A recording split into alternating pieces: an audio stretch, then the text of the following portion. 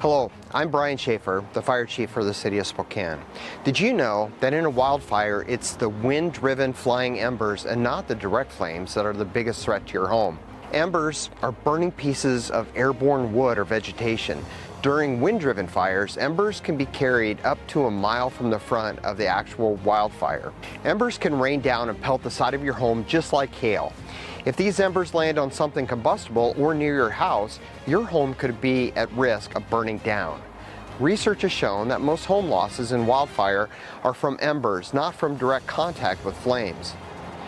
The research from the Insurance Institute for Business and Home Fire Safety show the dramatic difference hardening from embers can actually make. One side of this house has defensible space and fire-resistant building materials. The other side of this house does not. Fortunately, there are some easy steps you can take in a weekend to protect your home and your neighborhood. Create an ember-resistant zone that extends 5 feet from your house. Remove dead vegetation.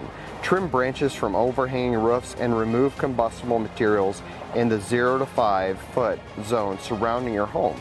If you use wood mulch next to your house, rake it back at least 18 inches and consider replacing it with something non-combustible like crushed rock or gravel.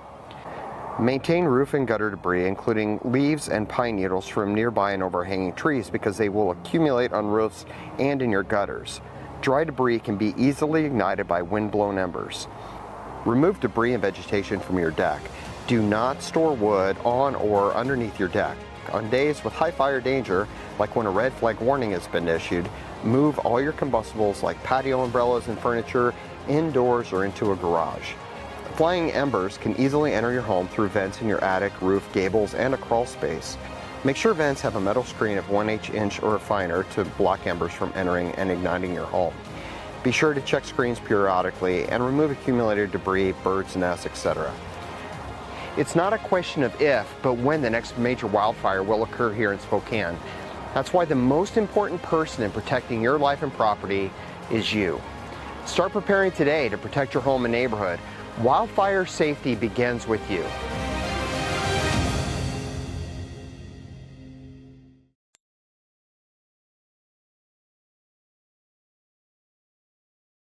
A little bit longer than that. I did an insurance forum in the neighborhood, kind of along the same lines of what we're going to end up talking about today. But because I held that forum, as a realtor, we're seeing it constantly, and also as a resident in Emerald Heights, a lot of our neighbors were getting canceled or having their insurance double, and everyone is asking, who are you using for insurance? And so everyone was very concerned about homeowners insurance in the neighborhood, but it's all happening because of the fire risk.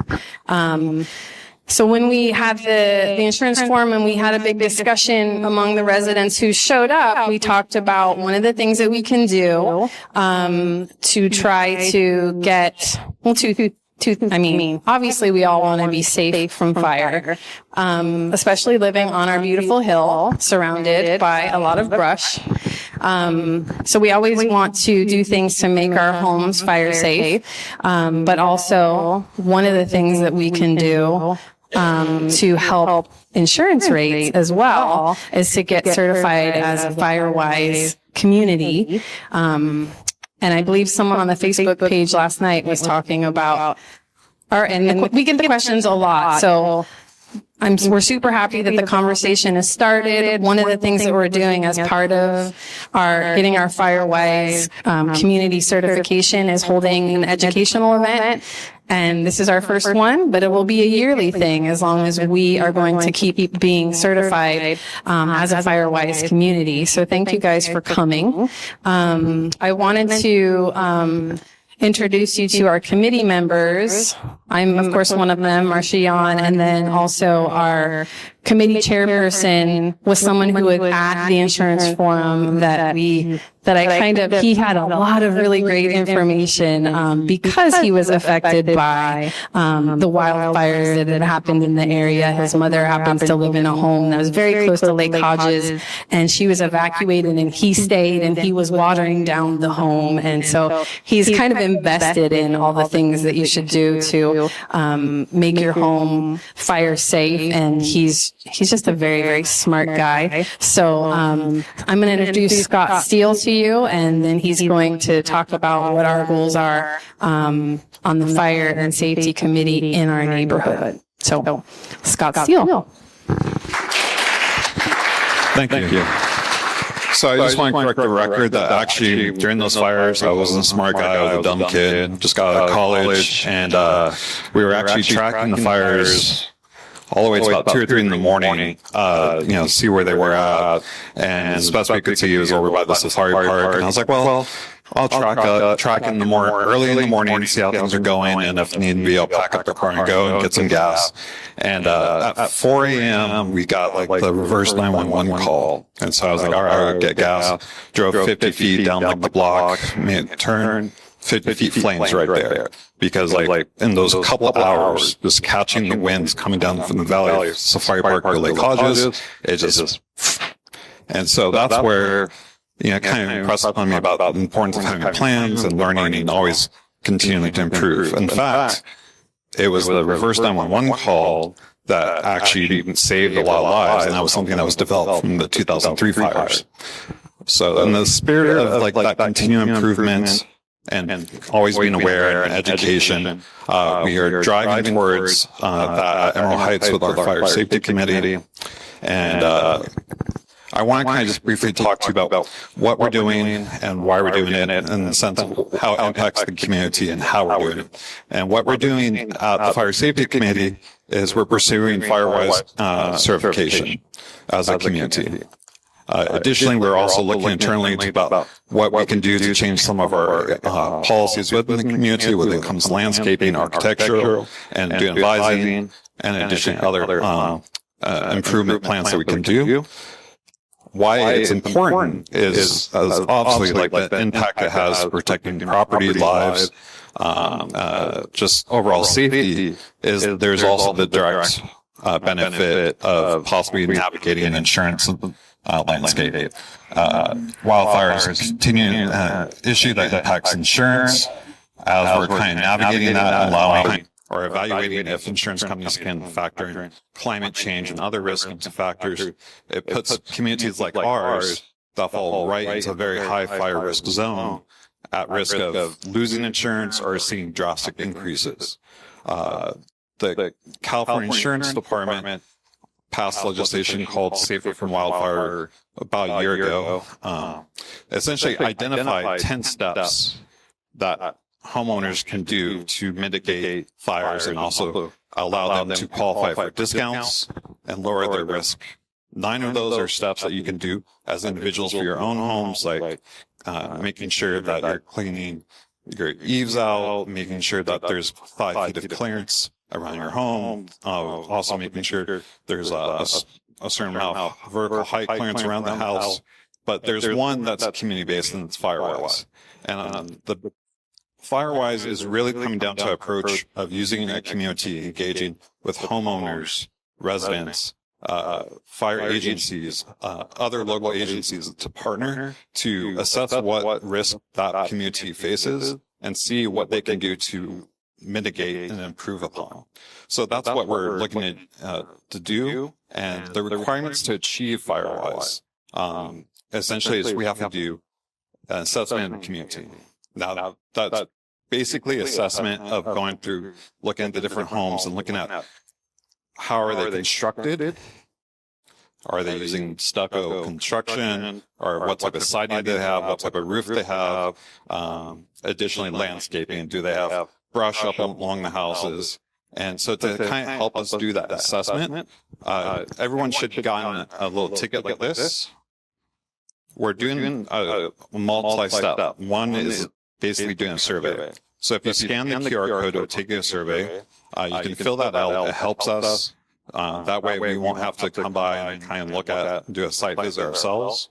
And additionally, at the bottom of this, there is a number. We'll be doing a raffle, giving away some prizes. So if you haven't gotten a ticket, raise your hand and Nancy will help you out. Additionally, as Marsha mentioned, we have to do an education event. And then we have to take information we gain and put that into a plan of what we can improve. So that may include identifying evacuation plans. We've been working with the HOA leadership, and we're going to be also engaging a company like Dudek to do like an evacuation plan and come up with that as part of it. And as we go through that process, we'll continue to update the community. One of the last remaining steps is for each home or home within the community, we have to do one volunteer hour. And so right now, that equates to 690 homes, 690 hours, and about 20 to 25% done. With these ongoing steps, we'll have no problem hitting that criteria. So the biggest thing is getting the assessment done and coming up with a plan.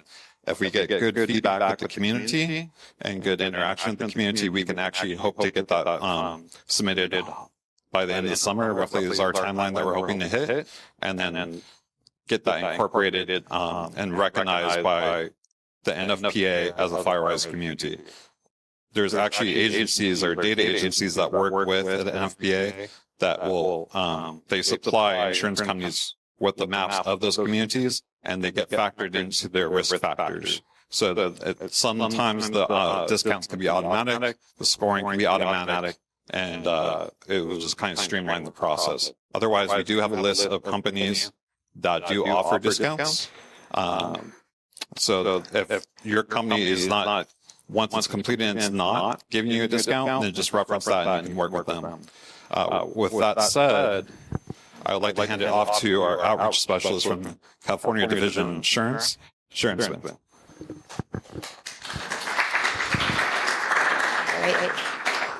Thank you so much for the introduction. There's still some seats up here for anyone who wants to sit down. They look a lot more comfortable than the fold-out chairs, too.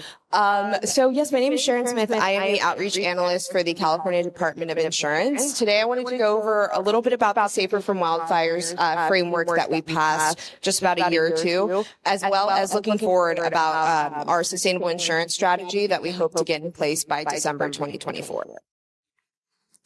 So I think it really makes sense to start off on why we're in the place that we're in right now, with more and more people being non-renewed, insurance companies leaving the state, more and more people on the FAIR plan. All of this isn't happening within a vacuum. There's a lot of factors that have been put into kind of motion that have caused a lot of this, namely inflation.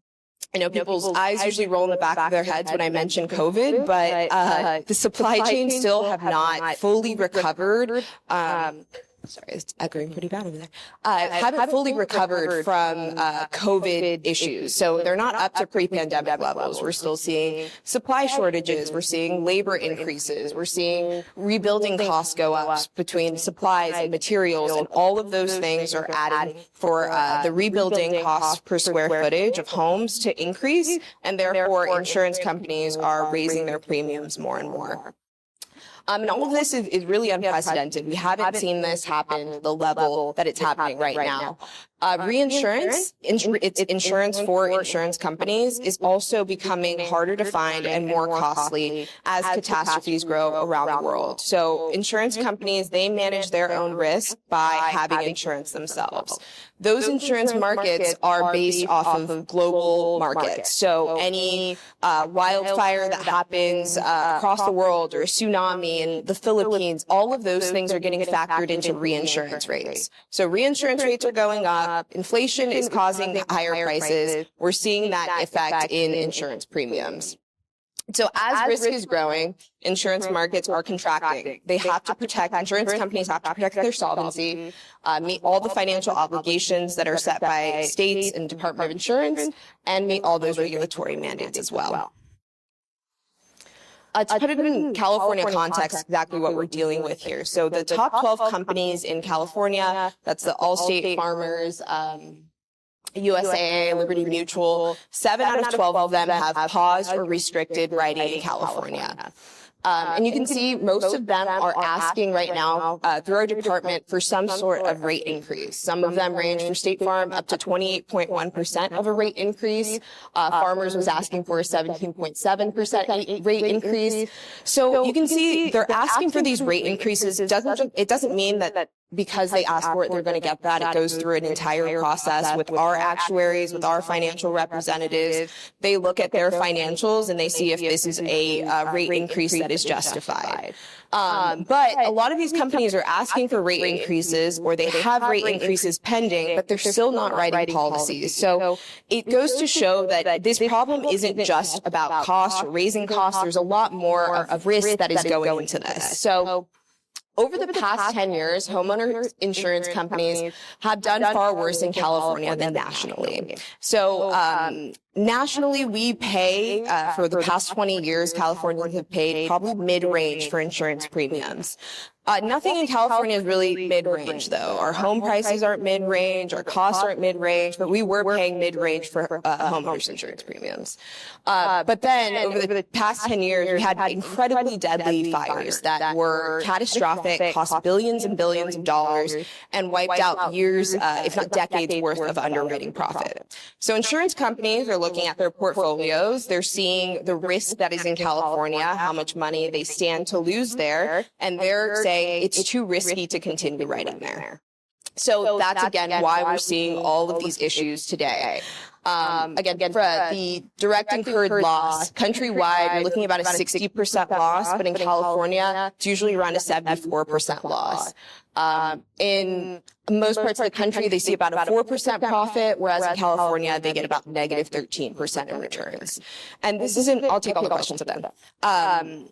This is important to note just because insurance companies are not like public utilities. They don't have to write any sort of policy. They are for-profit companies. So if they see that they cannot make a profit here, that's where these non-renewals and pulling out of the state comes from. It is the fact that they're looking at California and just viewing it as too risky. So we're seeing the FAIR plan has increased to 3% of the California market, becoming the insurer of first resort as opposed to the insurer of last resort as it's supposed to be. AM Best downgraded outlooks for these top 12 companies like State Farm, AAA, Mercury, due to their risk and concentration in California. So a lot of these are like going to a B restaurant for a rating. They've downgraded them because of these risks in California. Rate filings as well are far more complex and can take longer than 6 months to review. So anytime an insurance company wants to raise rates, they have to go through the Department of Insurance. And sometimes these rate reviews can take up to a year plus. By the time that they get renewed, an insurance company is sometimes the next day asking for another rate increase. For many years, they were asking for a 6.9% rate increase after another 6.9% rate increase. They never went over 7%. Does anyone know why that might have been occurring? Doesn't have to be reviewed by the consumer. Exactly. So anything past a 7% increase will trigger a public hearing. So for a long time, they were asking for these rate increases, even though our actuaries were looking at their reports, seeing that they probably needed more of an increase to cover their debts, their expenses, all the things, and make a profit and a return. But as a department, we weren't going to ask them to go ahead and increase rates more for consumers. We weren't asking for that. But it became such an issue and rate filings were taking so long that at this point, that's why we're seeing State Farm asking for a 28% or Allstate asking for a 15% because they simply can't play this game of catch up any longer with these 6.9% rate increases. So I know Scott talked about the Safer from Wildfire's structure and strategy a little bit already, but there's a 3-step kind of procedure that we passed already. It's already written in regulation, but there's 3 parts to it. Protect your home and business, protect the immediate surroundings, and then the 3rd step is protecting the whole community. So protecting your home and business just looks like doing modifications and wildfire mitigation to the actual structure of the home. So this looks like replacing your roofs with Class A fire-rated roofs, a 5-foot ember resistant zones around the structure, having a non-combustible 6 inches at the bottom of every part of your home, installing ember-resistant and fire-resistant vents, having double-pane windows, and as well as enclosed eaves. And the flyer in the back has all of this information if you want to reference it later. The second part of the strategy is to protect the immediate surroundings. So this looks like clearing the vegetation, the brush around under decks, moving sheds and outbuildings at least 30 feet away from your home, as well as trimming trees and removing any brush in compliance with state and local defensible space laws. The third part, I'm sure you've heard all about, is the FireWise designation. Neighborhoods can form a FireWise USA community, very much like you're doing already. And through this, you can receive the most amount of discounts. So the Safer from Wildfire structure was meant to mandate insurance companies, require them to give discounts if homeowners are doing these home hardening tasks. So the FAIR plan, if you're on it now and you have any of the things I've mentioned in this Safer from Wildfire framework, you should be already qualified for a discount. So the FAIR plan discounts have already been approved. There's about like 400 rate filings for the Safer from Wildfires framework. So even for discounts, insurance companies need to go through the whole regulatory process with our department. So about half of them, half of those 400 rate reviews have already been approved. So some of those smaller companies might be already honoring those discounts, but the large ones are still under review. Hopefully by the end of the year, all of the rate reviews for Safer from Wildfires will be approved, and regardless of what the insurance company is, if you're doing any of these things piecemeal, you should be able to get those discounts. All right. And then so since August, the California FAIR Plan began offering those discounts. The California FAIR Plan is also offering $20 million per coverage of coverage per location for commercial policies, including HOAs. That was raised from the $5 million that it was before. And the last part of the Safer from Wildfires regulation is the Wildfire Risk Score regulation section, which allows consumers to request and appeal their property risk scores. So you heard a little bit about risk scores before, kind of what they're using FireWise to try to figure out what those risk scores are for each property. But every homeowner, there are 4 separate times that you're able to ask for your wildfire risk score. One of them is when you're applying to a new policy, when you're renewing a policy, when you have been non-renewed for a policy, and when you do any sort of home mitigation on a home, on your property. So let's say you got a new roof, it's Class A fire rated, you have 30 days to report that to your insurance company for that discount, or for that wildfire risk score, I'm sorry. And potentially discounts if you're on the FAIR plan. But those are the times you can ask for your wildfire risk score. And the risk scores aren't a system that is the same across insurance companies, unfortunately. Some of them are using like a 1 through 5 scale. Some of them use like a 1 through 12 scale. But during those 4 separate times, you can ask them, what's my risk score? What can I do to improve my risk score? And you have the opportunity to appeal it if it's not right. Let's say they haven't taken into account that there's a hydrant, 20 feet from your property, or they're using old Google images that have brush in the background or something like that. So that's your opportunity to appeal those risk scores. So these are some of the major actions we've taken to date. Kind of already gone over that, so skip this part. But I wanted to really get into what we're looking forward to is the sustainable insurance strategy. We hope to be modernizing our insurance marketplace through the strategy, and it's got a 3-part approach: making insurance more accessible to Californians, creating a resilient insurance market, and protecting communities from climate change. So one of the most important kind of victories that we got from this strategy was getting a commitment from insurance companies to write 85% of their market share in homes that the commissioner has identified as high wildfire distress areas. These areas haven't yet been fully defined, and these regulations aren't 1,000%. That's what we're hoping to have completely written out into law by December 2024. But this is a historic kind of agreement with these insurance companies. We've never had anything before where they guaranteed that they were going to be writing in these wildfire distress areas. We also are prioritizing returning fair plan policyholders to the market, especially ones that have done the Safer from Wildfires mitigation, having a process in place to transition those fair plan policyholders to the private insurance market when insurance companies start writing in this area. Another part of this was CAT modeling and mitigation. So catastrophe modeling is essentially this tool that insurance companies use to assess risk and assess exactly if a fire were to come through this community now, what would it actually look like? It would take into account all of the wildfire mitigation that was done on a home by home level, parcel by parcel. So the CAT modeling, we've had a few CAT modeling workshops that have been open to the public for review. You can find them online, but they're about 4 to 5 hours long. But you can hear exactly from insurance professionals, from the ones that are making these AI models, to see exactly what they're hoping to accomplish with this. And so these new models will recognize the hardening measures and the requirements and appropriately price rates and discount benefits. Presently, these CAT models are not available in the rate-making process today.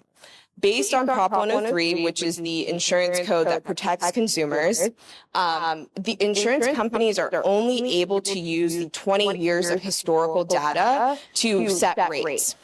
What California was 20 years ago is not what it is now. What we know about fires, the way we know about fire behavior, the things we've invested from the legislator to communities, all of those efforts we want, homeowners want, insurance companies want, we want for that to be in effect involved in some part in setting rates and presenting like underwriting requirements and things. So the CAT, in exchange for being able to use these CAT models, insurance companies need to be writing that 85%. So that was the commitment, the promise that we got from that. We are also exploring California-only reinsurance costs, so protecting consumers from paying from other global catastrophes. We only want to be paying for California-specific risks. We don't want to be paying for fires in Maui or anything that's going on globally. We are a large insurance market, and we feel strongly that we're able to categorize it to where it's just California-only reinsurance. Also, we would like to modernize the FAIR plan by expanding coverage limits to not just $20 million per location, but $20 million per structure, so that we're closing those coverage gaps for HOAs and affordable housing and developments. The sustainable insurance strategy is the largest insurance reform since voters passed Prop 103 in 1988. So we've met with many consumers, held many meetings like this, heard from the communities, and these are the things we've come up with based on the feedback that we're hearing. I put the contact information here from our website. This is a great resource if you've been non-renewed, if you have any questions about your policy. We have insurance professionals that are able to go in depth with you about what your policy means, what you might be missing. It's a great resource to have. And then insuranceca.gov, that gives you a lot of good tools. If you're having a hard time finding insurance, you can put your zip code in there. It'll give you a long list of companies that might be writing. Some of them won't write in your area because it's very variable right now, but at least gives you a good place to start. So, what questions do you have?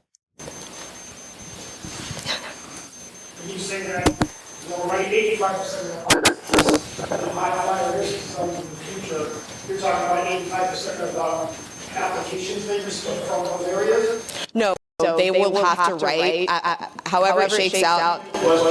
Yeah, so his question was that the 85%, is that going to be of all of the policies that they receive? And it's not going to be of the policies they receive, it's going to be of their market share. So they need to be writing 85% of all the homes that they have in California. 85% of those need to be in a high wildfire distressed area.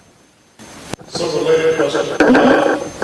Part of that sustainable insurance policy you summarize includes some kind of economic decision on the part of insurance companies as to what areas of the county they're going to want to insure at all. Yeah. We're already seeing reports in the local media that whole neighborhoods in the East County, for example, forget it, you're not going to get coverage. Yeah. Yeah, so that's part of what we're looking at with the CAP modeling. A lot of the things they're saying is that they're not able to accurately assess risk based on the information that they have now. They're saying we need these CAP models to be able to do that. So there was an insurance hearing about a week ago. The commissioner testified in front of the insurance committee in the assembly in Sacramento, and their all-state representative had actually said that once we have the sustainable insurance strategy actually written, Allstate hopes to write insurance policies in all corners of the state. So we're hoping to get this stuff in writing, in these regulations in place by the end of the year to entice these companies to come back and start writing in these areas.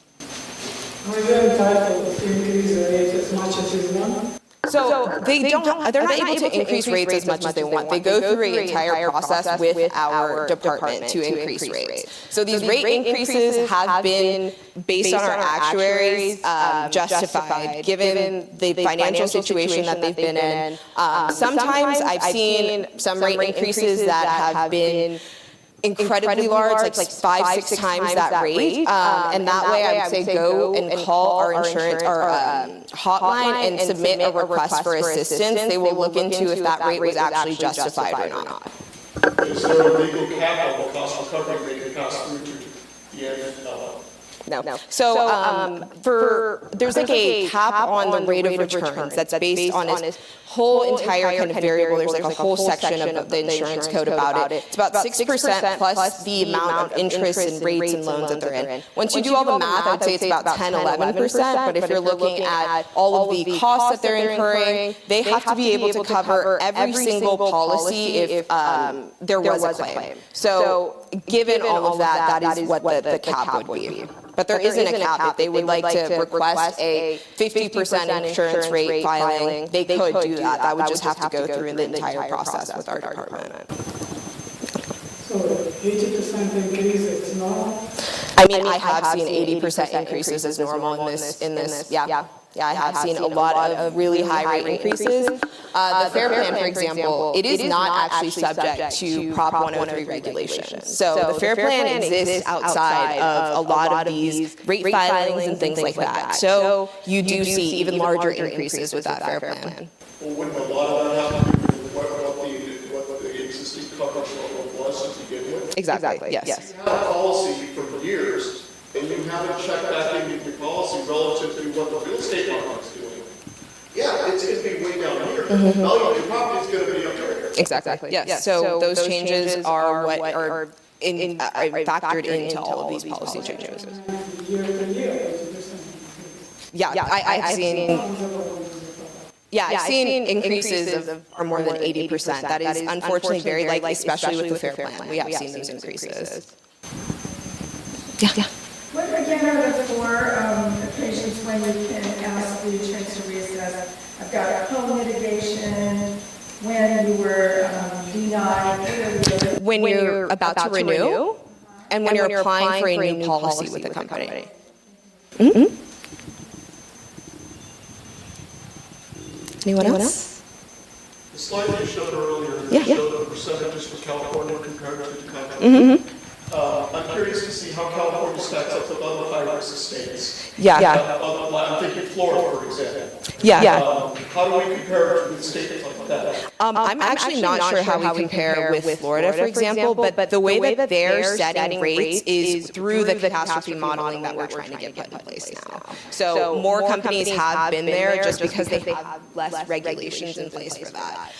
So the profit percentage, I'm not exactly sure what it would be. The NIC profitability report gives you everything, but I'm not exactly sure where we stand with Florida, for example. Anything else? Yeah. So we've been seeing a lot of feedback from Facebook and community about people that are being informed by their insurance company to get wildfire insurance certified. Yes. Which is just quickly, there's some confusion between Firewise and Wildfire Home Prepared. Firewise is a community approach. Wildfire Home Prepared is very much for your individual home, and additionally, it's also very distributed, where it has all these steps up. Where safer for wildfire you can do for the opportunity to have a discount. You have to basically do all those steps just to get it, and you have to do it completely. Like I was speaking to one of our neighbors recently that had like a metal gate instead of like a wooden gate, Yeah. but they had a 2x4 as an attachment point to the house. So they weren't, can't. they weren't denied.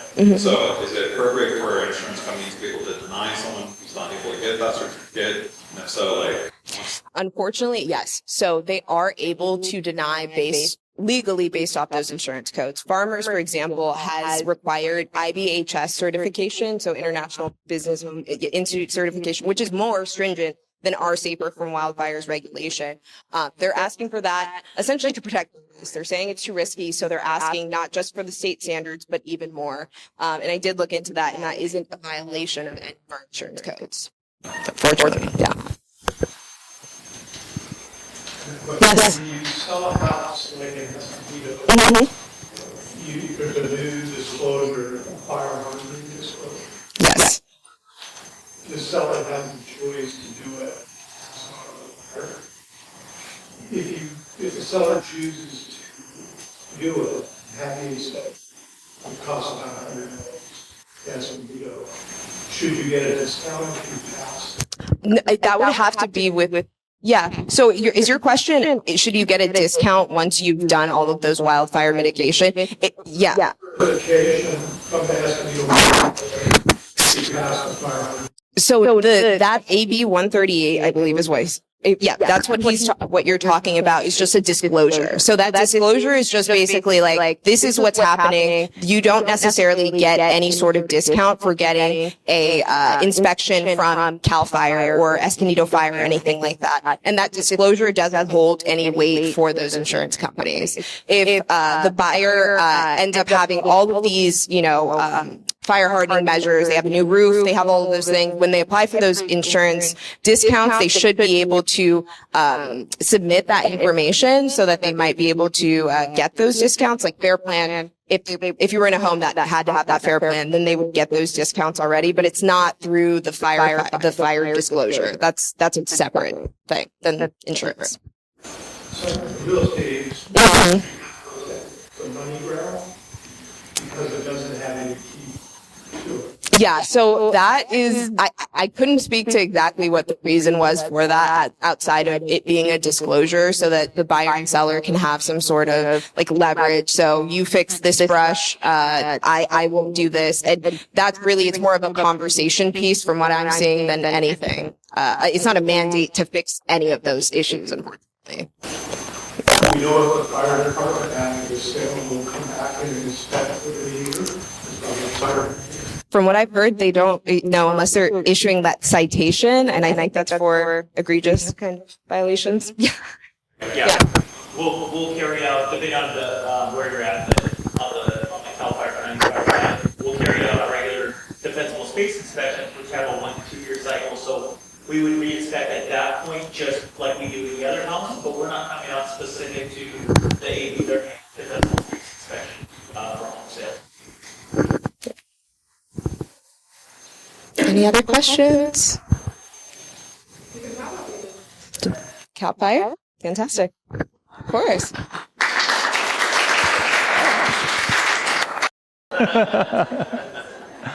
What's going on, everybody? My name is Thomas Schutz from CAL FIRE, San Diego County Fire. Honored to be here with you today. Put your rally pants on because we're going to be going through a lot of stuff in a very short period of time. I want to make sure I save time for my friends for Escondido Fire as well. These guys are your local fire department. I'm in community risk reduction, so we travel all around the county trying to make people safer. I work a lot with the fire safe councils and stuff like that.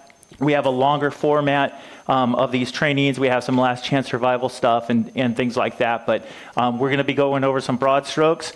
I'll be asking questions at the end, so make sure you're paying attention. Try to get some action items. All I want is for you to walk away with maybe 1 or 2 things to keep you safer in the grand scheme of things.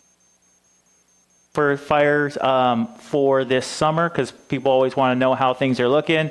We had those wetting rains. They haven't really found a correlation between the amount of rain that we got and what our fire seasons look like. It's tricky, right? It all depends on where the starts happen and what the weather patterns are like when we get those starts.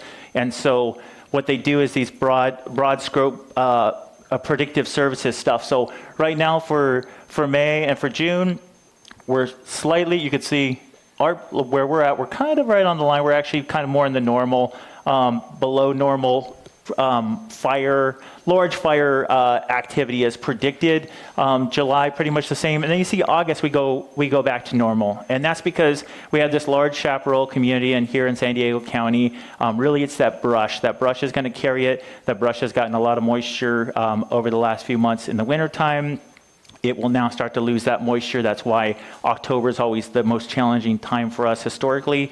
We get those Santa Ana winds kicking up from October to May, but October and November, everything's been drying out for months. And so that brush is ready to burn. That fuel moisture in the brush goes down. Yes, the grass is a critical factor of that, but the grass is already starting to cure in a lot of places and is completely cured out in our deserts and stuff like that. So going into August and beyond, we're going to see at least normal and possibly above normal potential for large damaging wildfires. So keep that in mind. Regardless of how wet it is the year prior, it really depends more on the weather patterns that we see going through summer and how those line up with where we get the starts for the new fire. Real quick on how fires burn, we have an ignition point, right? Human caused almost all the time in San Diego County, over 90% just in general throughout the country. But a lot of times it's not intentional. It's people out there trying to do the right thing and just doing it the wrong way. They're out there clearing their yards, stuff like that. They're not maintaining their trailers before they go out for the big weekend. They're dragging chains. We have fires every year that start from vehicle fires that catch on fire, and then, of course, their first instinct is to pull off the road, and then you're into the brush and things take off. Every year along Interstate 15, we have vehicles catch on fire and spread. If something happens this time of year, early on in the season, we might have an easier chance to catch it. It races up the hill. We throw a million firefighters on it, and we're able to stop it. In a few months, that's not going to be the case. Even right now, we have a 150-acre fire burning out in Shelter Valley. Not a major concern because it's Shelter Valley, not a ton of people out there. It's more desert landscape.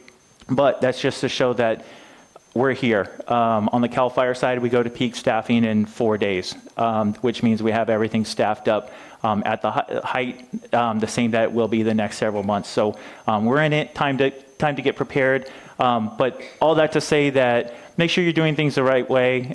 When it's hot, dry, and windy, that's usually when people realize, oh, I should have been clearing my property, and they get out there and then they end up starting a fire trying to clear their brush and do stuff like that. So just be smart when you're working out there, angle grinding, anything that could potentially spark a fire.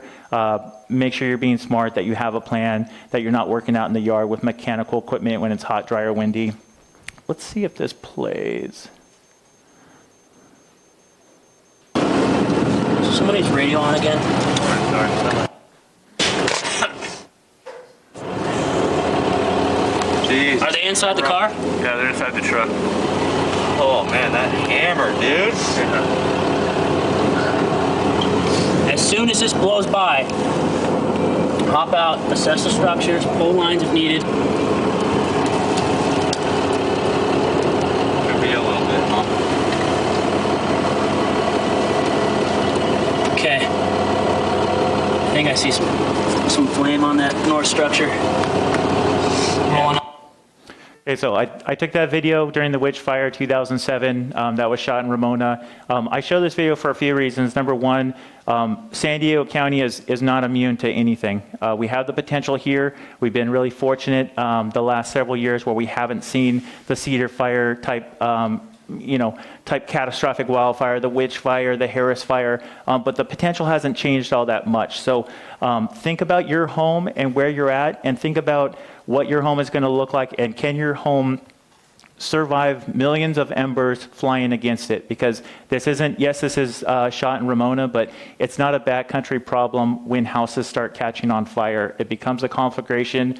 We saw that out in Maui. We saw that a couple years ago out in Colorado for the Marshall Fire.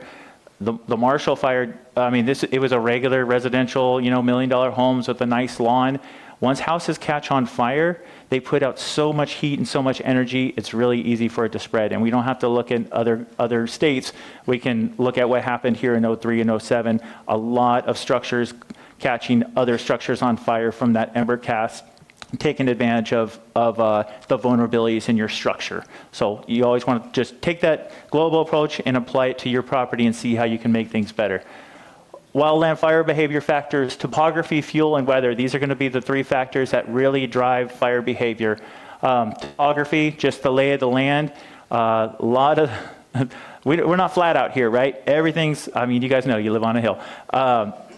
Everything changes fire with the fire environment when you add in the topography factor. I wish everything was, I don't wish this, but for firefighting purposes, if everything was flat like Texas, we could just go out and do our thing, mobile pump it, and be good to go. That's never the case, and fire goes uphill a lot faster than going flat or going downhill. So why is that important for you? You guys live on top of a hill, right? So if the fire is coming up towards you, know that that fire is going to go very quickly.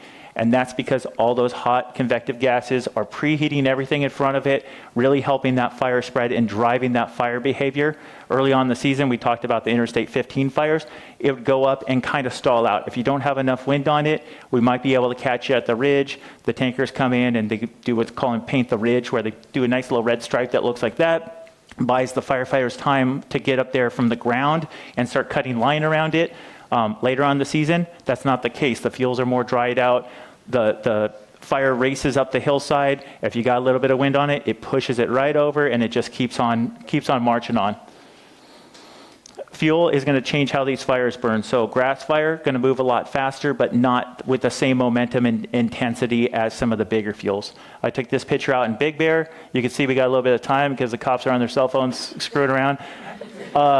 This fire is going to reach this area. This fire did reach this area, but we had a little bit of time. It takes that fire longer to march through these heavier fuels, but when it gets there, life will not be sustainable here. So something to think about when it comes down to last chance survival and, hey, I didn't have enough time to evacuate and now I'm in a bad spot. You want to look for areas like right out here that you could potentially stay alive because the fuels are really low. Look for the hardscape areas and stuff like that, because when you're surrounded by big fuels, it's not going to be a good situation for you. You want to try to get as clear as possible.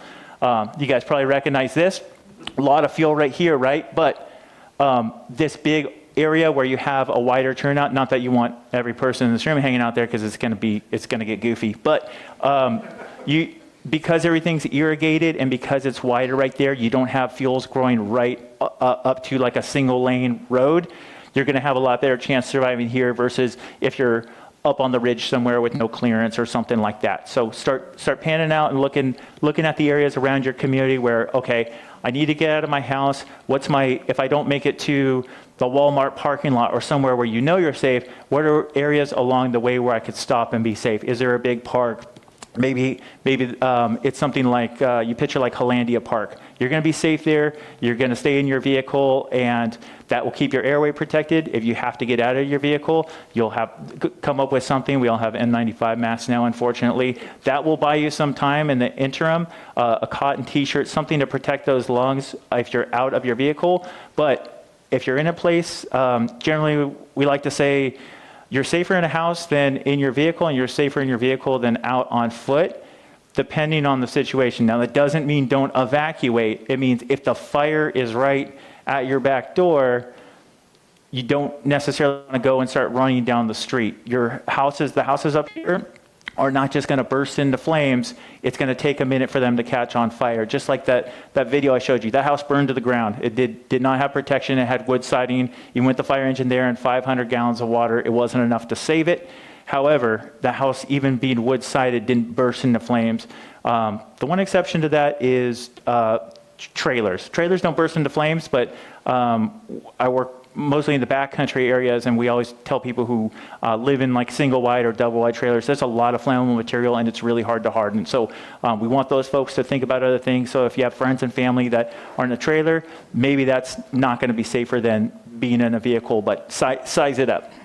Okay, weather. So we can't change the topography, and we can change the fuels around us, but we're not changing the big picture fuels, right? So the picture we showed before, like, we're not changing this, and we don't want to. It's beautiful, right? But you have to know that that is going to be able to carry fire and cause issues.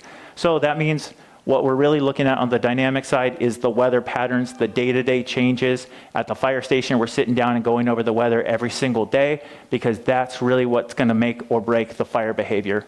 Temperature, relative humidity, and wind are going to be the three main factors. temps are high, it means fire is going to spread faster. Relative humidity, even a bigger deal than temperature. Relative humidity, when it's in the single digits and teens, the air is very dry. It's going to drive that fire behavior. And then the wind. The wind is the end-all, be-all. Catastrophic fire behavior potential when we're in peak season and we have those fuels that are dried out and we have that low RH, high temperatures, and then we have the wind component. That's when we start seeing the red flag warnings. That's when the hairs on the back of your neck should start standing up. You should have that go bag by your door. You should have your vehicle fueled up. You should always have it fueled up. But if you're one of those people that likes to run it to the fumes, don't do it during red flag or anything when you have these gnarly conditions. Real quick about evacuations, we have warnings and orders. We didn't put any out for that fire today, but we did for that battery fire last week that we had down in Otay, that Rancho Santa Fe fire, 17 acres that we had last week, or I should say that Rancho Santa Fe had last week. It's a big deal to understand because when these are coming across, you want to know what's going on. This is how you get emergency notifications. Talked about wireless emergency alerts. That's like the Amber Alert, automatically comes out on your phone. It's cast like an umbrella. So wherever that, so up here, for example, Escondido Fire and Escondido Police are going to get together at the tailgate. They're going to say, we're going to evacuate these zones. They push it through. The message is sent out through the wireless emergency alerts. That captures the people that are in the umbrella. It's going off on their phones. What you want to make sure you do is sign up for a reverse 911 because, and I know Scott was talking about it earlier, but reverse 911 is really critical, and that's how you can get the information if, number one, the WIA doesn't reach you for some reason, or number two, you're outside of the area. The wireless emergency alert casts an umbrella. If you're not in that umbrella, if you're working somewhere else and you're not up here and your home is being evacuated, I'm guessing you want to know that. So sign up at alertsd.org. It automatically has landlines. I know a lot of us don't have landlines anymore, and it doesn't automatically include cell phones. So you can put your cell phone on there. You can put an email address. It's not going to spam you with a bunch of stuff, but really important to get it signed up. And that information is also connected with the SD Emergency app. So please download the SD Emergency app. That's how you'll get evacuation notifications. You'll get information on what's going on. Again, it's not all the time, but it's going to be really important to know when things are going on. Ways to get information about incidents when things are going on via social media. There's some other cool apps that put out information that's kind of, take it with a grain of salt, but it's interesting, and we're kind of limited on time, so I'm not going to go too in depth on all the intel, but the one takeaway I'd say is make sure that you sign up for a reverse 911 through Alert SD. And anybody who saw the press conference yesterday about Genesis, we just switched the back end of the evacuation software. So instead of being squares like the old Thomas Brothers, they're now zones. So take a look. You can download the Genesis app for free and see your zone. It's a really helpful tool, but ultimately the SD Emergency app will have it on the back end. But anybody who wants to see that at the end, I can show them. We can download it and look at the zone up here, and you can figure out, you'll be able to pull it up and see really quickly what's under evacuation order, what's under a warning, and all that good stuff. So some good technology. To recap, download the SD Emergency app, download Genesis Protect app, and you'll start to be set on getting good information when things are happening. I'll wrap up with the defensible space stuff. We talked a little bit, Sharon had mentioned the ember resistant zone, that zone 0, that first 5 feet right around your structure, aside from all the insurance stuff, aside from any inspection stuff, that part is critical to keep you safe. That first 5 feet, they have found, makes a really big difference. So it also happens to be where everybody wants to store a bunch of stuff and plant a bunch of stuff and have everything under the sun right up against their house. That's what we want folks to start working on, keeping clear, to keep them safe, to not give those embers a chance to catch onto that wood pile, or catch onto the random debris, or catch onto the shrubs up against the side. We want to give your house a fighting chance, and to do that, keeping that first 5 feet right around your structure is really the best way to do it. This goes into detail talking about the law that came across. There is some confusion there because the Board of Forestry is still fine-tuning what the requirements are. As far as the enforcement side, it doesn't change what insurance companies can do. So we know some insurance companies are saying we want your first 5 feet to be absolutely nothing. We know the IBHS Wildfire Prepared requires it to be nothing. So things are starting to go that way. Even if you are not at that point yet, start working towards that point. It's going to help you in the long run so that you don't have to all of a sudden rally and do everything all at once. And it's just going to keep you safer. Zone 1, Zone 2. Zone 1 is the 5 to 50 lean, clean green. And then Zone 2, 50 to 100, keep grass to 4 inches or less, really keep everything clean. This guy started a fire from an angle grinder, but luckily he had good clearance, so his structure stayed up. You could see it pushed up the hillside and luckily didn't become too much of a problem, but you want to keep things as low as possible.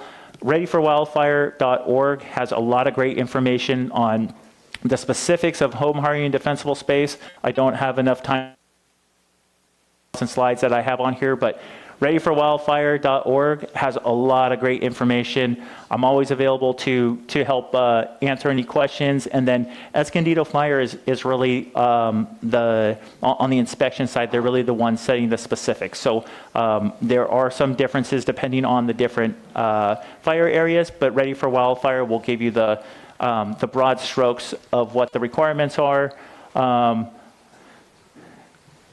Make sure you get a good roof. That's absolutely critical to keep the embers off. And I am probably just going to wrap it there. Oh, okay. I'll say one thing on vents, and then I'll wrap it up. Vents are really important. It's also really important to work with Escondido Fire on this part because you want to make sure that you're doing you're doing things the right way. They have ember-resistant vents. Some folks have looked at switching out the screening and stuff like that, but you can go from a 1/4 inch to an 1/8 inch or a 16th inch, but if the fire department isn't able to recognize it, then it could change some things on the insurance side when you go to say that your home has been retrofitted. There's this weird murky area of stuff. And anyways, just make sure you tie in with your actual fire marshal folks for Escondido Fire to make sure you're getting the right thing. But ember resistant vents, relatively inexpensive option. And then the last thing I will mention is our Fire Safe Council of San Diego County has a Defensible Safe Assistance Program that they do throughout the county. So if you know folks that could use some help, they do have some criteria for that, but they have a home assessment program that's available to everybody. So if you or your loved ones would like somebody to come to your house and kind of give you more information than me just broad strokes for 10 minutes, home assessment program through Fire Safe Council of San Diego County is a really great program to get some good one-on-one. It's free. They come out and they say, hey, you should really focus on this for home hardening and focus on this. There's no enforcement part. There's no punitive anything. It's all just good information for you to have. So check that out. FireSafeSDCounty.org is their website, and it's called the Home Assessment Program. FireSafeSDCounty.org is their website. And those guys are awesome. So I'll end it there, but thank you very much, and I'll stick around till the end. So if anybody has any individual questions, just let me know, and bring up my friends from Escondido Fire. Thanks.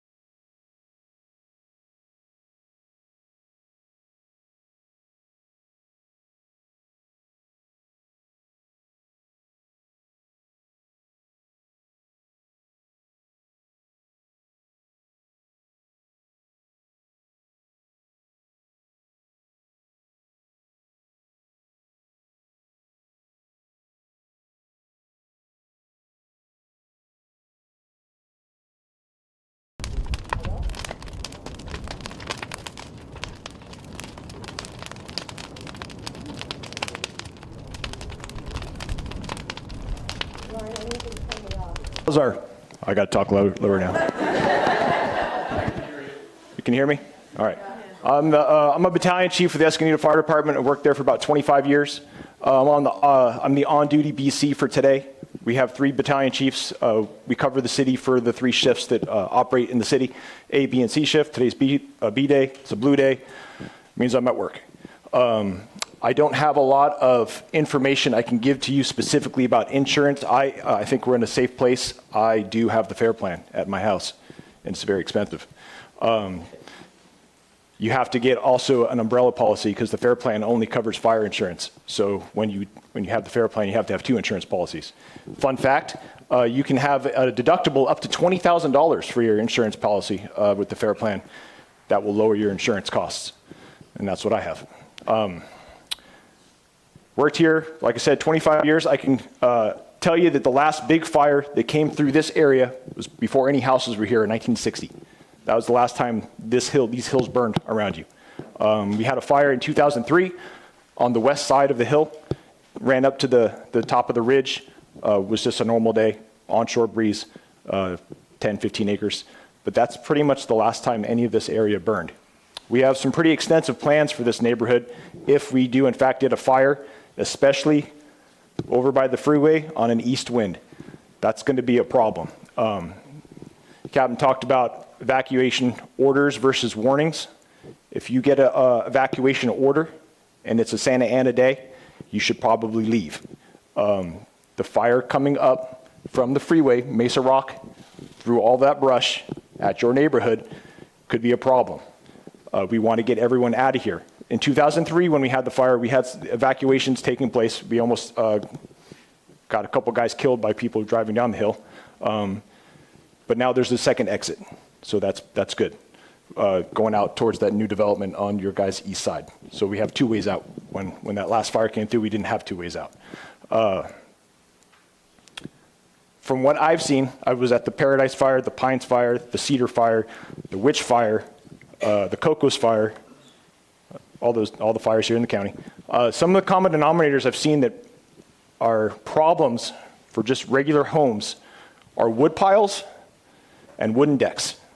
For some reason, people think they live in the Alps out here and they have a wood pile that could warm their house for 6 years, and they put it up against their house. It's like 12 cords of wood, and it's nice and seasoned because it's been sitting out in the Southern California sun for 10 years. That's a problem because when an ember jumps in that, it makes a really big, huge bonfire right against your house. So if you all have giant piles of wood in your backyard for your fireplaces or for a chimenea, please move them to the edge of your property. Not to your neighbor's house, but maybe somewhere away from your house or any other homes. The best thing to do would be to just reduce that size of a pile of wood. The other part is the decks, the wooden decks. I know that probably a lot of these homes, especially the ridgeline homes, have nice decks that look out over the canyon, so they have a really bitchin' view. They have patio furniture up there. Those things are old. They sit out in the sun. The wood gets cured. And then right along the edge of the wall, there's a tiny gap where the wood at the ledger board goes into your actual house.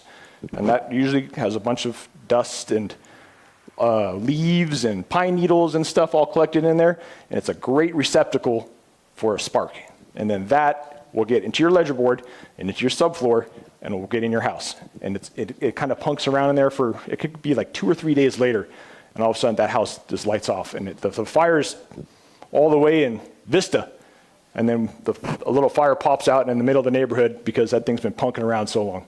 So if you have a deck, please make sure it's clean. If you replace the wooden deck, they actually have fire-rated Trex deck stuff, plastic stuff that's actually through the county. It's certified fire flammable resistant. Nothing's fireproof, but it's resistant to fire. So that would be a good option if you're going to replace your deck. But for my experience, those 2 things burned down a lot of houses. When we were down on the Witch Fire down by Lake Hodges, tons of decks catching fire, burning houses down. Lots of big giant wood piles, lighting off, burning the house down. And then just general maintenance of your property. Keep the weeds down. Don't have a bunch of junk all over your house. When we come to a big neighborhood, we're pretty stretched thin. There's not one fire engine per house. It's one fire engine per block if we're lucky. So we show up, we got 12 to 15 homes that we're going to try to do our best with. And if we try to go in everyone's backyard and it's a disaster, we're going to go to your neighbor's house. That looks a little bit easier to deal with. So give yourself your best shot at trying to, the idea is to have your house survive a brush fire without anyone having to go there. No firefighter showed up, the fire burned up to your house, burned around it, kept going, no one had to touch it. That's your ultimate goal. It's not always realistic, but that's what you should be aiming to do. Make it so it could sustain by itself without any help.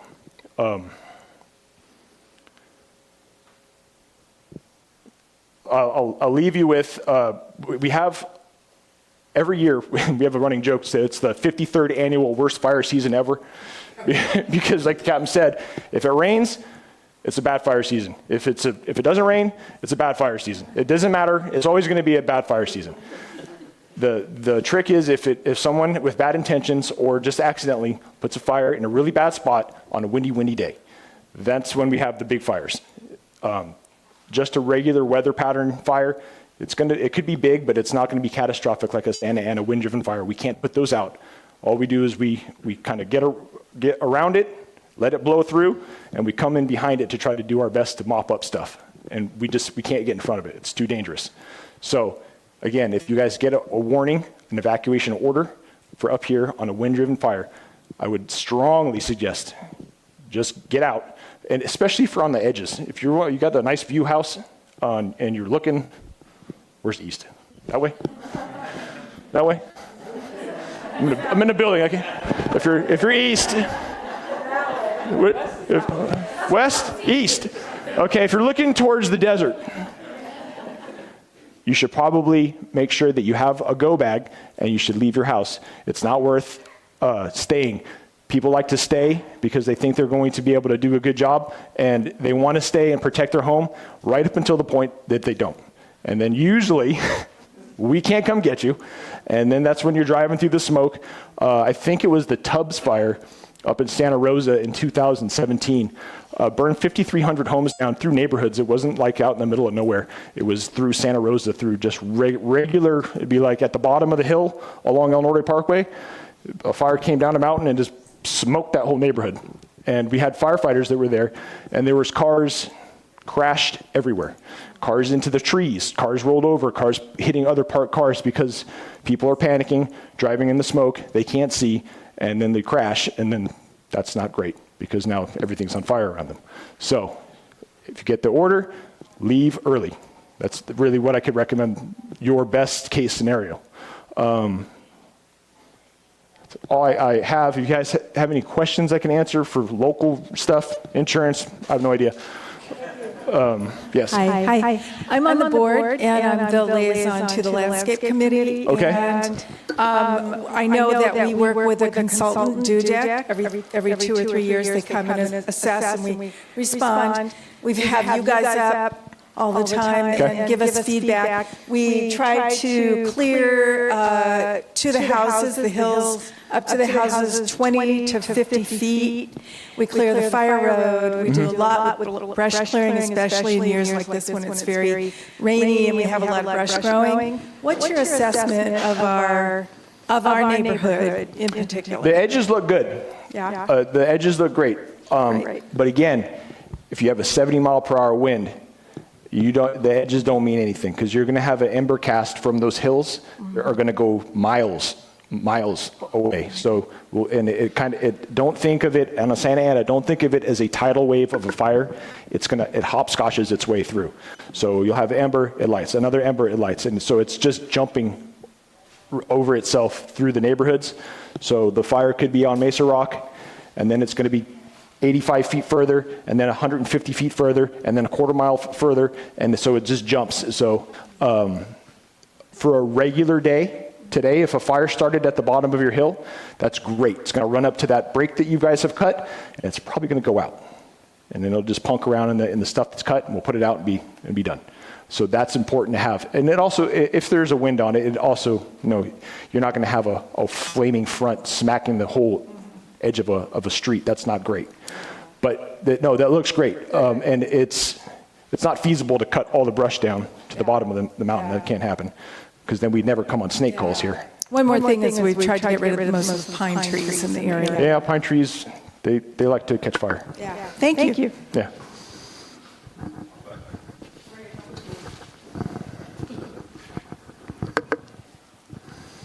Do I have to use this? I had to, you have to. We all have indoor sprinklers, fire sprinklers in our home. If there's a fire up here, will we and our houses start to get hot? Will we have the water pressure for those sprinklers to go off? Well, the fire sprinklers turn on at like 140 degrees, 140, 160. So that's pretty hot. If it's 160 degrees in your living room, you probably don't want to be in there. Will it work in the house, even if it's home? Will it protect your home from burning down? Is that what you're asking? We have a water pressure problem. Oh yeah, because you're up on top of a hill. Right. Yeah, well, it depends on how many sprinklers are going off. If all of the sprinklers are going off, if the whole street's on fire, no, there won't be enough.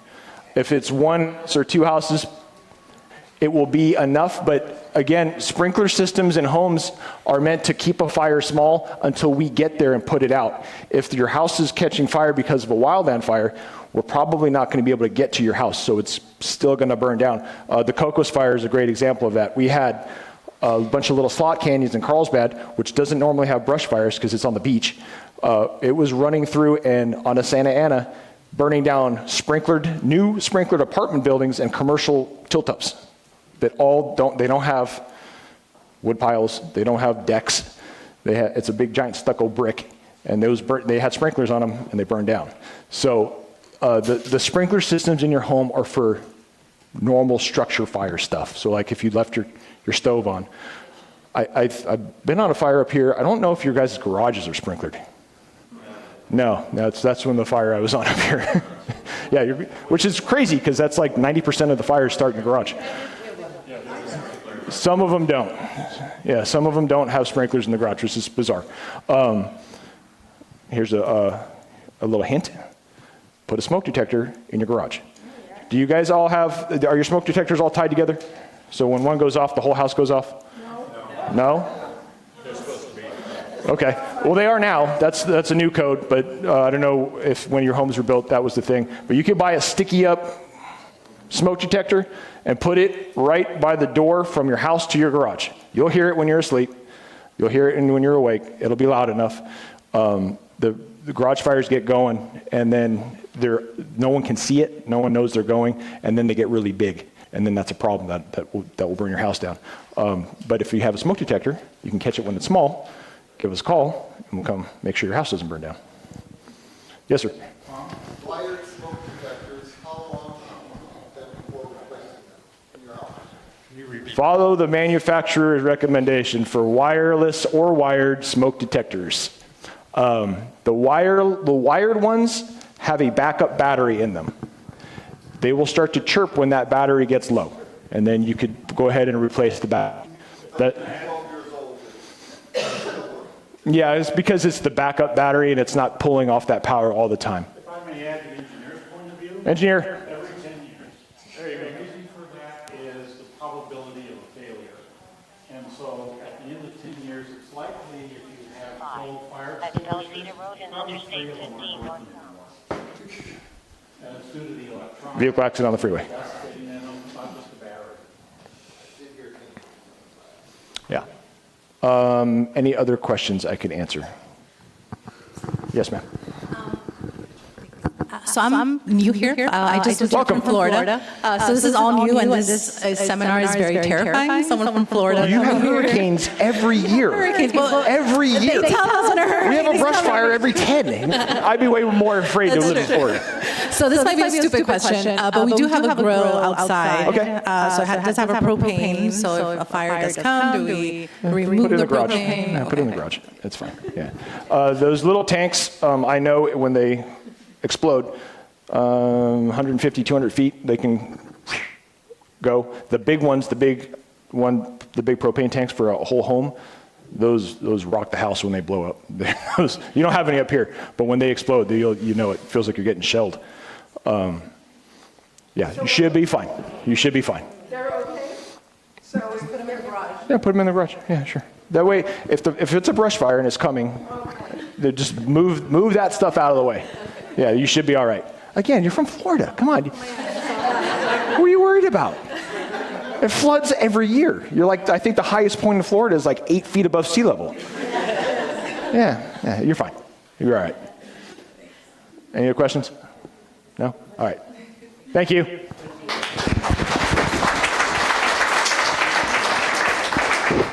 I'm going to brag on Captain Schutz over here for a minute, hopefully not embarrass him too much. But earlier today, we both had the honor of attending the Fire Safe Council Volunteer Awards, and he was awarded Educator of the Year. You can see why.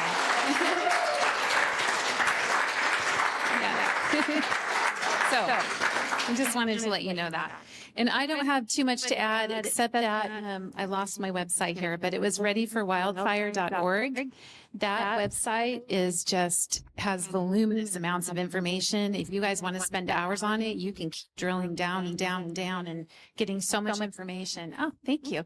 But this is real quickly to touch on, I mean, it's kind of a reiteration of what they've all said, but Ready, Set, Go, it's a simple way to remember what you can do to be ready in case of a wildfire. Be ready, create and maintain your defensible space, which is everything we've been talking about tonight, and harden your home in any way that you can to keep it ember resistant.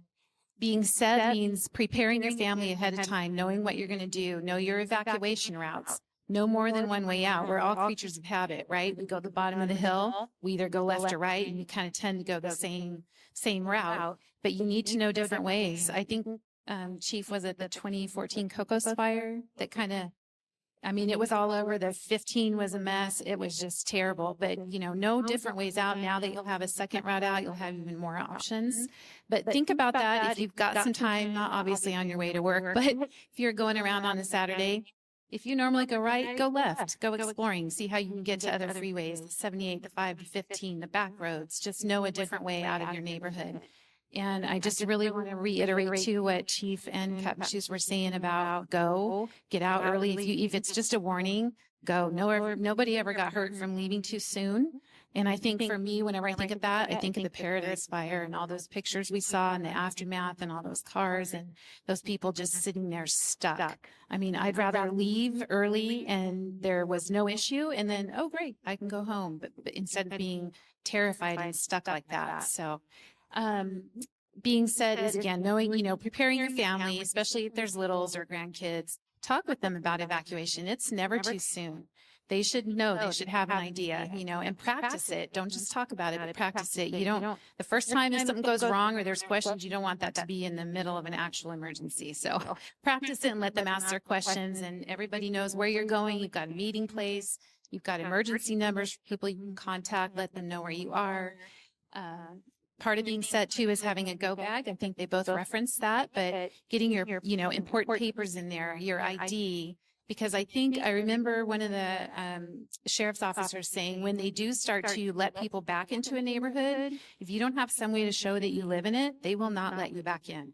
So your car registration, if it has your matching address or your ID. So remember your important papers, your medications, glasses, charging things, food, clothing, some things for a few days. That should all be in your go bag. And part two of being ready is being aware of your situational awareness, right? Be aware of the threats that are around. If you hear that a fire popped off on the east side of town or something, be watching and be aware, and then you're ahead of the game, especially if you've registered for the alerts. And then the go is obvious. Just if it comes that time, you get the warning, just put your evacuation plan into practice, get your family together, and just get out early so there's no issue. But this website, it's really, you could spend days on here, but it really gives you a lot of good information about everything that was shared here tonight. And down here on the bottom, well, if we get there, Wildfire Action Plan. Do I have to double tap that? Okay, I'm challenged with technology, but there it is. This is really cool. It gives you a lot of great information. And if you click right there, it'll even open a sample. This, I think, I'm hoping this is the right one. It's a little flyer that you can just, you can, it's a page turner. Sorry, I'm not left-handed. So, but anyway, this gives you a lot of really good information, gets into the specific, what you should have in your go bag and that kind of thing. So I encourage you guys to look at this and just, be ready, because it's not if, it's when. So anyway, thank you for having us all tonight. Thank you. I definitely want to echo to your point about having planning and ready.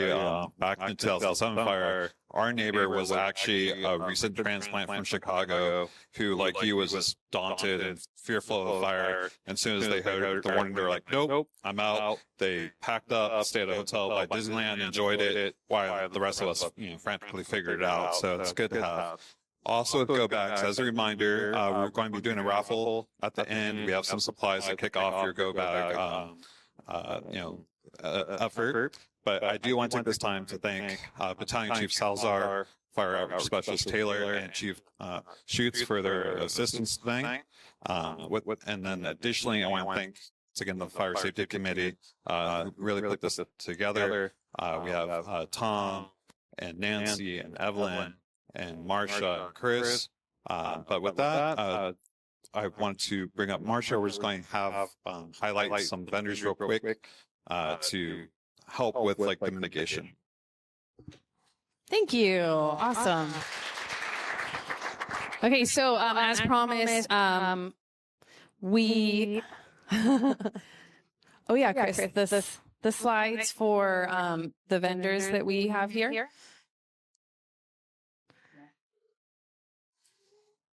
Okay, no worries.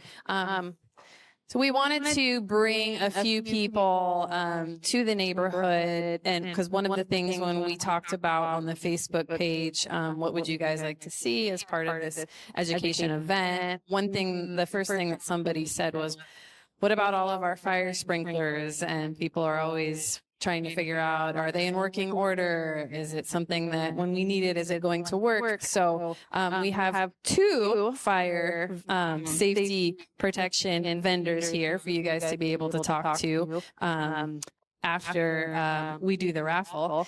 We have Simon's here, and we also have Raven Fire here as well. We've also brought a fence.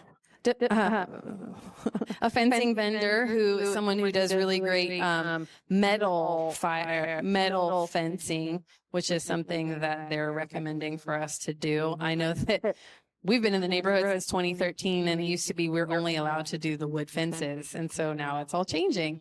Thank goodness. So now a lot of people are doing the vinyl, but then also they're saying really metal is the way to go to keep your home the safest. So we have the fence vendor here, as well as we have a wonderful landscape architect here who knows a lot of really great things about the fire hardening, keeping your home safe with the area around your house.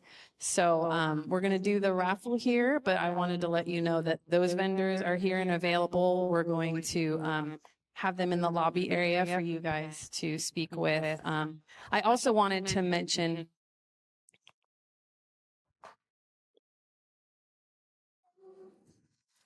we can. Okay. Got it. So why don't, actually I'll have, each of the vendors, Eva let me know they're going to come up here and tell you a little bit about what they do. And then they'll maybe help you decide, hey, maybe I want to talk to that vendor about the work that they do. I did also want to mention, because I don't think that we did, about that there is, for people who are over 55, there is a new thing where you are able to get help to do the fire preparedness around your home if you need someone to help with getting all of the plants and things from around your house. As they mentioned, are things that you should be doing to make your home safer, that they will, for free, if you contact we're going to kind of include that in kind of the information that we send out after this to everybody on Dwelling Live and also on Facebook, that you get 1 day's worth of work for free if you're over 55 to have that stuff done for you. So I wanted to mention that as well. So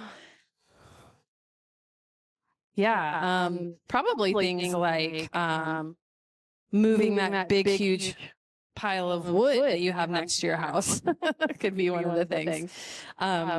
So I wanted to, let's see, who do you think we should have up here first? Simon's Fire Protection. Here we go. And we've got Jeff, who it turns out I go to church with, and I've known him for years. And he gets to come on up here. Thank you very much. You guys have been listening to a lot of stuff. I'm with Simon's Fire Protection. We're a residential and commercial fire sprinkler subcontractor. We have 24-hour service. The reason we're here is Michelle Mills here? Someone from your neighborhood used us. Here's Michelle. Oh, okay. So if you go to the next slide, so we got called out to do some work on the metal water service piping that was below the riser as you go into your residence. It was a dielectric union that had failed due to dissimilar metals. I believe your homes are 20 years old or something, 30 years old. So we're able to do those sort of repairs. If you go back one slide, I wanted everybody to know the intent of your residential fire sprinkler systems. Chief talked about it a little bit, but the residential fire sprinklers is a life safety system. The system is designed to have no more than 2 heads flowing at any one time. And if there's a fire in your residence, 90% of the time, one sprinkler head flowing will suppress the fire long enough for the fire department to respond. So it's not a property protection system, it's a life safety system. And the reason why they are being used in residences is because that is where the people, where fatalities typically happen. This is a fire industry chart that shows the time of the combustion and flashover towards when a room or a space actually becomes untenable where someone will die. And it's under 10 minutes, okay? In 6 to 7 minutes, a fire in your room with the type of materials that we make our couches with and our sofas with and our curtains with, it'll become untenable, and the sprinkler system is designed simply to suppress the fire long enough for the fire department to respond. Fire department average response time across the country is somewhere in the area of 10 minutes. So I wanted everybody to kind of know that, and of course I am available for questions. I put 2 things on the slide that are fire safety related. On the next one, if you could, is the 2 things to pay attention to, amongst other things, to make sure that your life safety system is working properly is you have some sort of cap on top of your sprinklers in various rooms of your home. They're not meant to be painted. Okay? If you paint on them, they will not drop, and the fire sprinkler head deflector will not drop down in the case of a fire. The second thing is that you want to make sure your fire sprinkler system is on, okay? Fatalities in homes that have residential sprinklers are very uncommon, but it's one of the most common things is that somehow the system has been shut off or turned off. Now, the proper design of your residential system is that the only place you should be able to turn that system off without turning your plumbing off is probably the meter at the street. We are not allowed to have a shutoff valve anywhere from the meter all the way in. So therefore, your fire sprinkler system that you don't look at until you need it 10 years, 15 years down the road, doesn't accidentally get shut off and you forget that you shut it off, or someone shut it off thinking it's landscaping or something like that. So those are the 2 most common things. I'm going to hand it over to the next vendor. Thank you, Jeff. Awesome. Okay, so we have Baron Landscape coming up to discuss what he does to help us. Oh, yeah, Jeff. Where did he go? If you wanted to talk to him after, he's going to be in the... Oh, okay.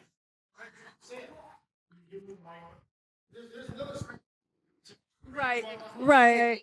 So can you just tell us both one or both of you what you do when you inspect our sprinkler system, and what are the things that that you typically need to do for our sprinkler systems when we get them updated? Go ahead. Sure. Okay. Can we go back to your Sure. little rider assembly? I might know some of you guys have been to your homes many times, maybe once. Biggest problem that your community is plagued with is the electrolysis issue. You guys been sending out your guys to help. It's the area right here, right below the panel. It's kind of hard to see it. You got to kind of look down. But where the domestic and your fire line connects it, there's usually like a brass, piece of steel nipple that gets corroded out. See it, but cause the garage and street. Try that. Sign this when you take a look at this. Inspect that connection. Yes. I'll do one and I'll go in there. The little fire customer. This is a very common issue. Second common issue is we call the mega fire sprinklers. Okay. Can I just yell louder? That's a little bit better. Oh, okay. But yes, insurance lady left, but the mega fire sprinklers, they're really good denying you of the claim if they find out you have a fire sprinklers that have been recalled. So it's very important. So yeah, someone made me aware that the community, at least one of the developments, has recalled fire sprinklers. Okay, and there was a recall of some residential fire sprinklers in the 90s. There was 3 million sprinklers that were installed across the country that were recalled. 700,000 of them got replaced under the recall. So there's still 2 million of them out there that didn't get replaced under the recall. I'm going to send a bulletin to Evelyn to Evelyn that explains a little bit about the recall. You asked about inspections. If someone's inspecting your home, you can either follow the bulletin yourself and take a look at your sprinkler and see if it has been replaced or it has not been replaced. Just so you know, the recall on the sprinklers, as I understand it, was that there's some sort of corrosion or fusion of the link on the inside of the sprinkler head that would not allow it to activate if there was a fire in that space. So it's something that you wouldn't see. It's not going to leak on you, but it wouldn't work the way it's supposed to in the case of a fire. Did I answer your question? And also, recall them. They sent us new ones. Yeah, I heard about a second recall as well. So.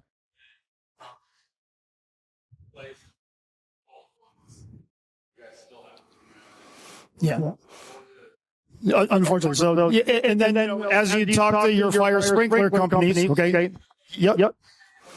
Here you go. All right. So the sprinklers were recalled when we moved in. They sent us new sprinkler heads, but when we went to get those installed, those were bad too. So you have to really look at if you took those that you got that they're replaced with, they were bad. So we need one of these guys to come out and check and see if you have the right ones in. One other thing on maintenance is I just want to explain pipes to you. Okay, metal pipes corrode and fail, just like you talked about. The plastic pipes that are made with the fire sprinkler system it was listed for use in 1984. So these homes were built in 93 or 97, I think it was. 10 years. You have their completely fine pipes, but non-metallic pipes get brittle.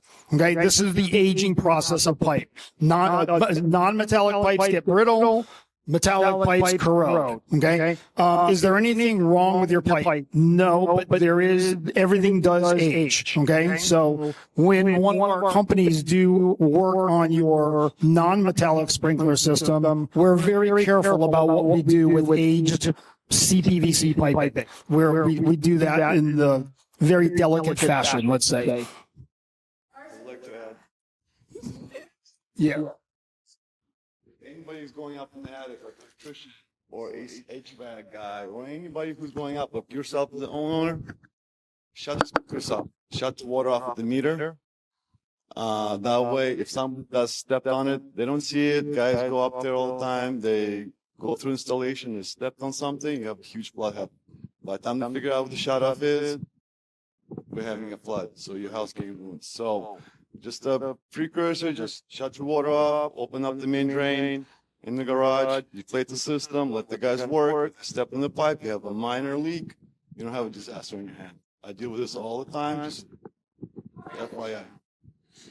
At the meter, right? At the meter, yes. So, I'm sorry. Next question is?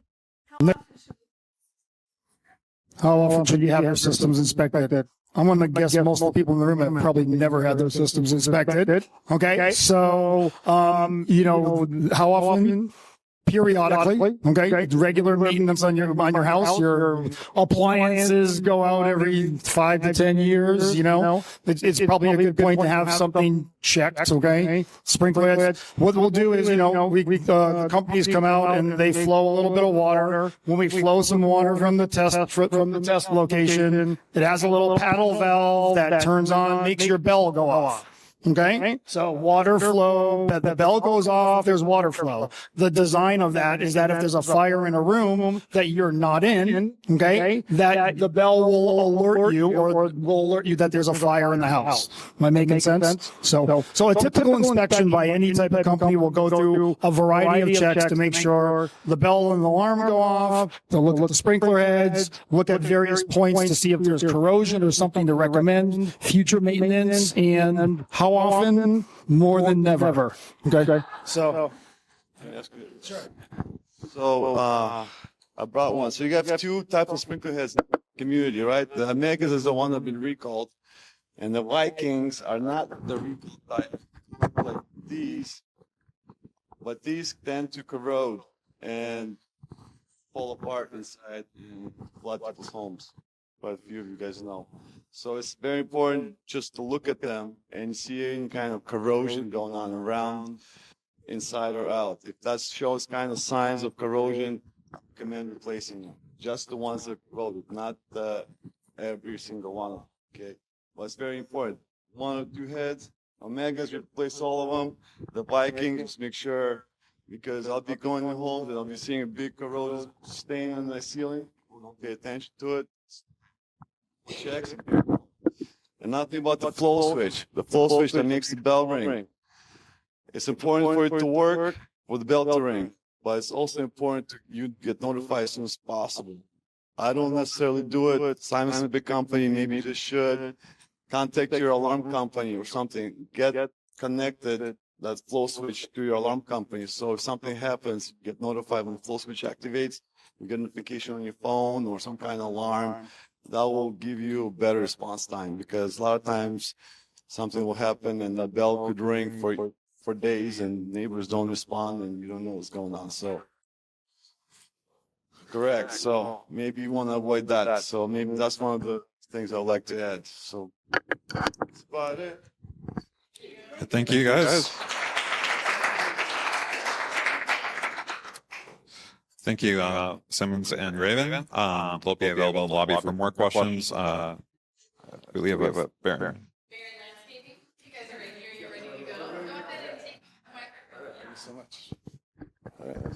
Hello, everyone. Good evening. My name is Cesar Barron, and this is my business partner.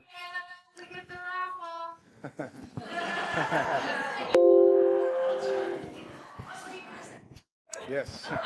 Also, office administrator. We are a landscape design and build company. In all of our designs, we strive to always design and build things that are fire-based. so that there are very many elements in a landscape design that sometimes companies don't consider when it comes to implementing. Many of the things were discussed earlier in the earlier presentations. So a lot of those things that we follow, that we implement in our design, are a lot of the things that they spoke about, as far as like keeping a lot of those elements, special plants, away from the house, the 5 feet from the house. A lot of the things that we do are things that will keep those 5 foot setback from the house to those 5 feet away from the house fire safe. One other recommendation that we always give is to have the hardscape go all the way up to the house. So instead of having, let's say, shrubs, like a 2 foot planter away from the house, have shrubs, just run down hardscape all the way up to the that bottom of that screen line. A lot of things that are implemented in backyards that a lot of people use are fire elements, like fire pits, fireplaces. And then we always recommend having that setback that's required by code, like the 5 foot setback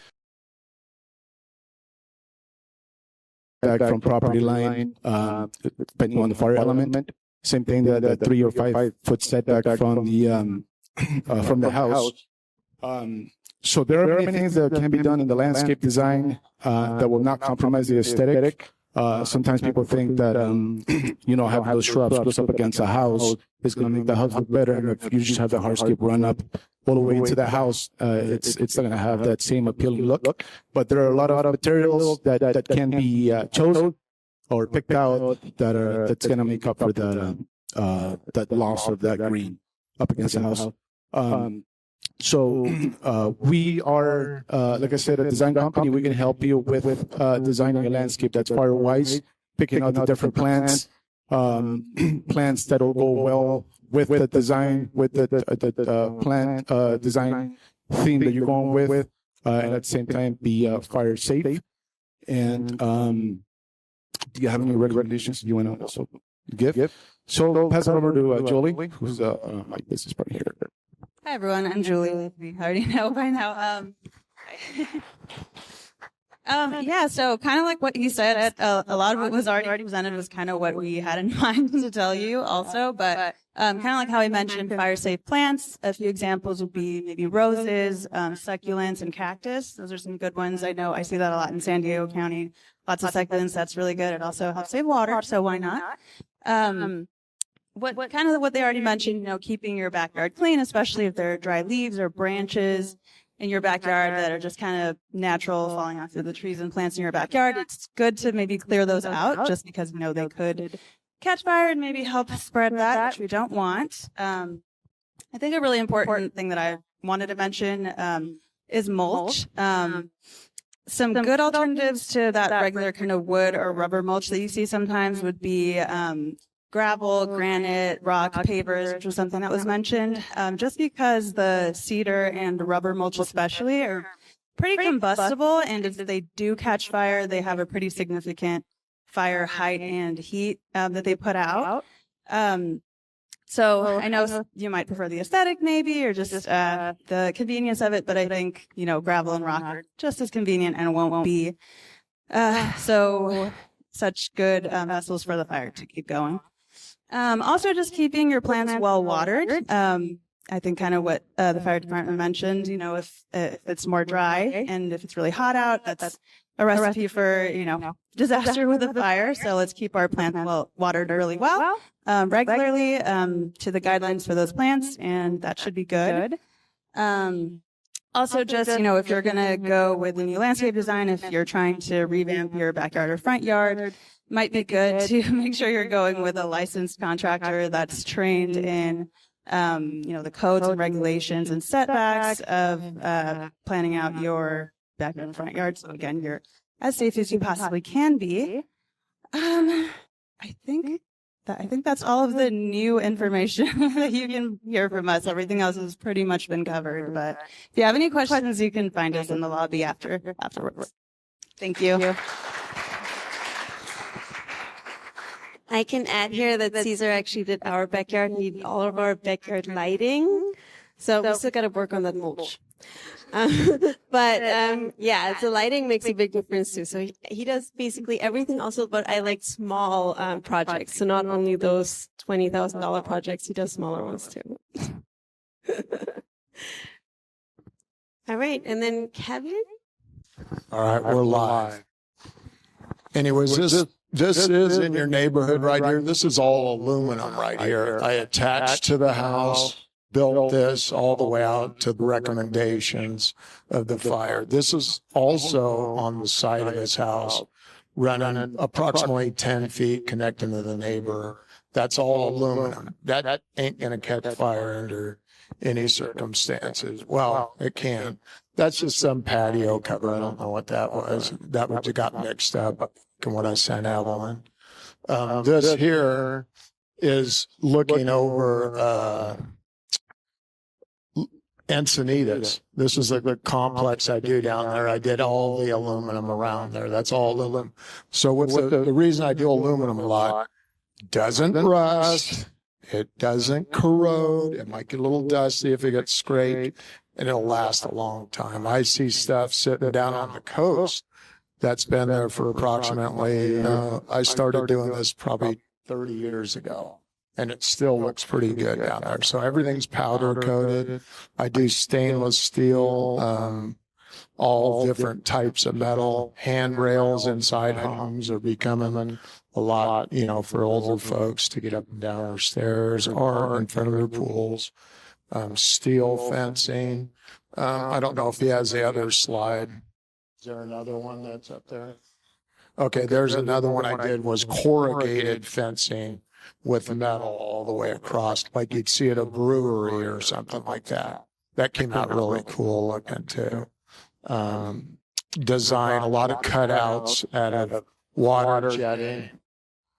Yeah, some things we can match the colors to the homeowners association also on any kind of, or if you, the neighbors could share, just the metal fencing and grow vines through them. That looks real beautiful also. Yeah, that's actually, that's all aluminum, and we had to kind of come up with that darker brownish look. Sometimes the powder coatings don't, we can't hit that color exactly, but get awful close to accommodate the homeowners association. Any metal fencing going across, or if you just want a gate put in there, something that attaches to the home itself, the metal obviously won't catch fire. I don't know what aluminum melts at exactly, but I think it's 1100 degrees. So. Scott, what you're saying, or somebody was saying that the insurance doesn't was denied because the fence, the wood touched the home, right? So, yeah. To the home. Wood touching the home. So this would be perfect, something like this. Yeah.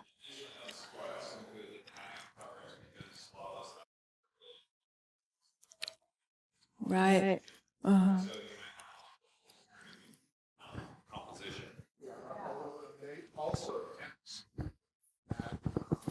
With aluminum, there can be decks built like that.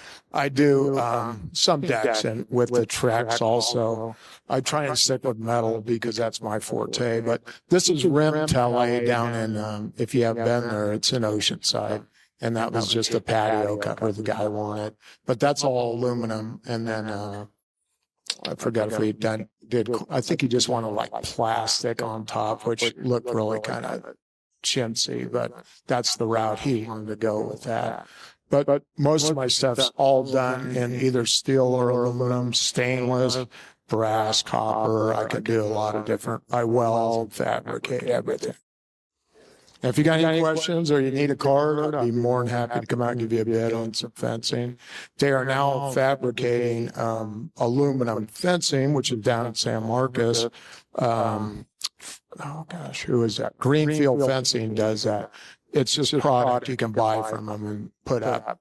And I like to build it myself as here, but there is options that you can utilize their products now and be fire safe.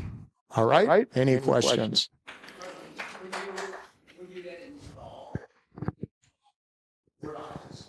Yeah. Okay. I install everything. Everything's built and installed. Couple helpers. Hopefully he's not smoking or any beer in his hand, something like that.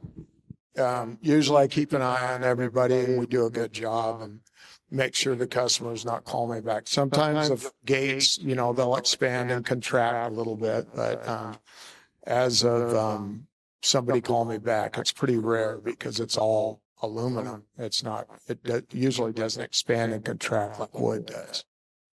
Any other questions? All right. Thank you.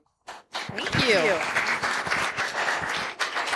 So these guys are still going to be on hand here. But basically, I think, we've thanked the committee, but thank you guys for coming. And like we said, scan that QR code and complete those surveys for us. And it helps us complete more of the steps towards becoming a Firewise community. And Raven Fire, Simon's Fire, still here for you guys to talk with. Also Baron Landscaping and our friend at Creative Metal Fab. Yes.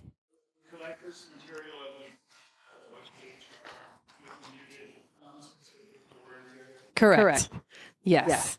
So that's why we have Chris, our expert AV guy. So he's videoed everything. We're going to post a link to that on Facebook and also in Dwelling Live, and also give them the vendors and everything else. Yeah. Awesome. Thanks, guys.